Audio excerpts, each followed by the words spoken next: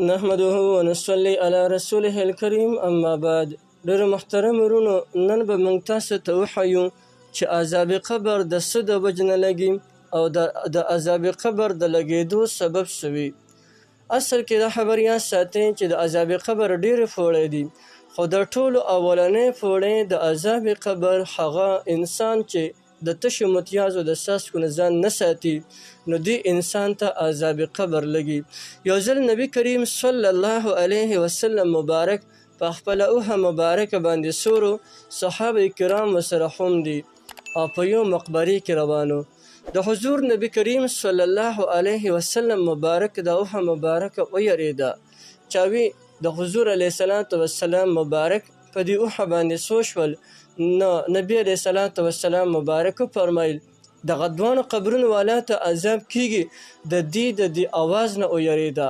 بیا وفرمایل وایي دوی ته د عذاب په غټه وجه باندې نه کېده، بلکې دوی چې دا کومه ګناه کوله دا ګناه به دوی وړه ګناه ګڼله، حالانکې دا مهلکه او خطرناکه سخته ګناه وه.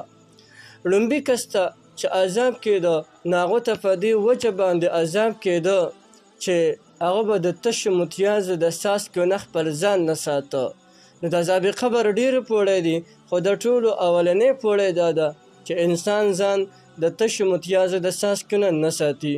یو دغه دویم ته چې عذاب کېده نو په دې وجه باندې کېده چې هغه به چغلخوري کوله، ځکه خو نبي کریم صلی الله علیه وسلم مبارک فرمای لا يدخل الجنة قطات، چغلخور انسان به جنت ته نه ځي. نو چغلخور هغه انسان ته وایي چې زما خبره تا ته دروړي او ستا خبره ما ته راوړي، نو دې ته وایي چغلخور. زما خبره تا ته دروړي، ستا خبره ما ته راوړي، یعنی دوه کسان په خپل منځ کې جنګوي. نو نبی علیه السلام فرمایي دغه چغلخور انسان به جنت ته نه ځي. بیا حضور نبی کریم صلی الله علیه وسلم مبارک یو لښته راماته کړه او هغې نیمه کړه. د هغه یو لښتې په دې قبر باندې او یو په دې قبر باندې، نو چې تر څو پورې دغه لښتې دا په دې قبر باندې ولاړې، په دې قبرونو باندې به عذاب قبر نه وي. بیا زما استاد محترم شیخ الحدیث مفتی عبیدالله انور صاحب حفظه الله هغې فرمایل وی طالب جانه وایي په دې کې دوه خبرې دي، یا خو دا چې دی دا په دې قبر باندې ثنا وي، او دا یا دا چې دی د حضور نبی کریم صلی الله علیه وسلم مبارک د لاس برکتو چې په دې قبر باندې به عذاب نه کېدلو، د وجې د برکت د نبی علیه السلام د لاس نه په هغې باندې بیا چې دی عذاب نه کېدلو. یو دغه دی. بل عذاب قبر دا ډېر خطرناک څیز دی، ځکه نبی کریم صلی الله علیه وسلم مبارک یو ځل وفرمیل وایي که ما سرې دا یره نه وه چې تاسو به د یرې د وجې نه د خپل مړي ښخول پرېږدئ، وایي ما به الله ته سوال کړو چې الله تاسو ته عذاب قبر واوروي. لیکن د ثقلین د انسان او د پیریانو نه علاوه دا ټول د سا مخلوق عذاب قبر اوري او ګوري. د انسان چې دی پیریانو علاوه دا ټوله ویني او ګوري، او دا دومره خطرناک اوازونه دي.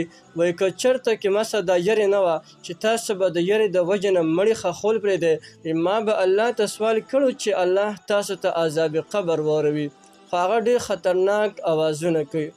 دغه رنګ حضرت عثمان غني رضی الله تعالی عنه چې به کله د قبر خوا ته ورغلو، نو دې مبارک به دومره وجړل چې دا ګیره مبارکه به په اوښکو باندې لمده شوله.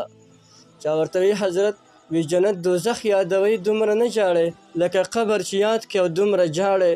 او حضرت عثمان رضی الله تعالی عنه ورته وی ما مې د خپل محبوب جناب نبی کریم صلی الله علیه وسلم مبارک نه اورېدلی دي.